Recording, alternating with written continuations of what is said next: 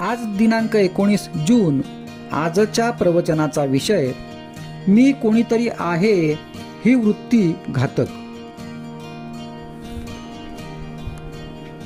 पुष्कळ लोकांच्या अडचणी ऐकून असा विचार मनात आला की जगातल्या सर्व दुःखांचे मूळ देहदुःख आणि पैशांची टंचाई यात मुख्यतः साठविलेले आहे. या दोन गोष्टीत जर मदत करता आली तर पुष्कळ लोकांना सुखी करता येईल असे वाटू लागले आणि त्या दृष्टीने विचार सुरू झाला. पैशाचा विचार करता असे दिसले की आपण लंगोटी घातलेली, जवळ पैसा नाही आणि त्याचा लोभही नाही. आता दुसऱ्याला पैसा द्यायचा म्हटले म्हणजे त्याचा प्रथम आपल्या ठिकाणी लोभ उत्पन्न केला पाहिजे, तरच तो मिळवावा अशी बुद्धी उत्पन्न होईल. नंतर पैसा मिळविणे आणि त्याच्यानंतर तो गरजवंताला देणे. पण हे करणे वाटते तितके सोपे नाही. कारण दुसऱ्याला देण्याकरिता पैसा मिळवावा म्हणून जो लोभ प्रथम आपल्या ठिकाणी उत्पन्न केला तोच पैसे सोडताना आपल्या आड येईल आणि दुसऱ्याला पैसे देण्याची बुद्धी मारील. म्हणजे परिणाम असा होणार की दुसऱ्याला पैसा तर देता आलाच नाही, पण आपल्या ठिकाणी मात्र आधी नसलेला पैशाचा लोभ उत्पन्न झाला. यात दुसऱ्याचे काम तर नाहीच आणि स्वतःचे मात्र नुकसान झाले. दुसरी बाब देहदुःखाची. ज्याची देहबुद्धी मेलेली आहे त्याला दुसऱ्याच्या देहदुःखाची जाणीव होऊ शकत नाही.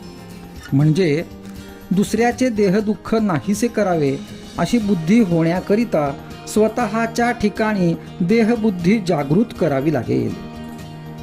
समजा इतकेही केले आणि दुसऱ्याचे देहदुःख निवारले तरी त्याला पुन्हा देहदुःख भोगावे लागणारच नाही असे कसे होईल?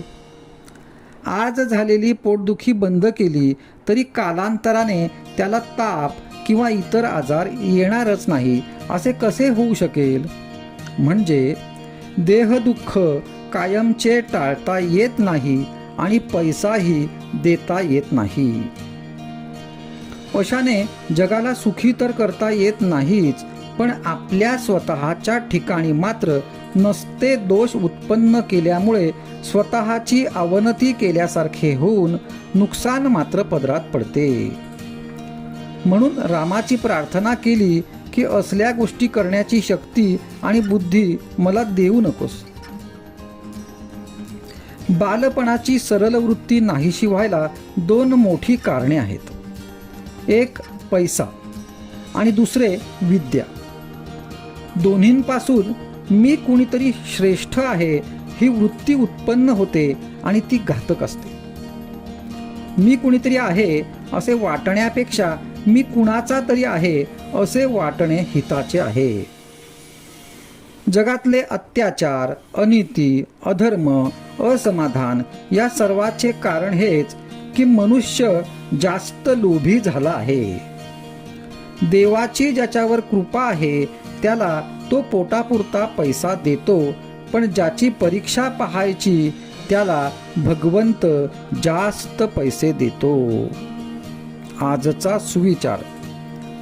आपल्याला हव्या त्या गोष्टी देण्यामध्ये भगवंताची खरी कृपा नसून असेल त्या परिस्थितीमध्ये आपले समाधान टिकणे ही त्याची खरी कृपा होय.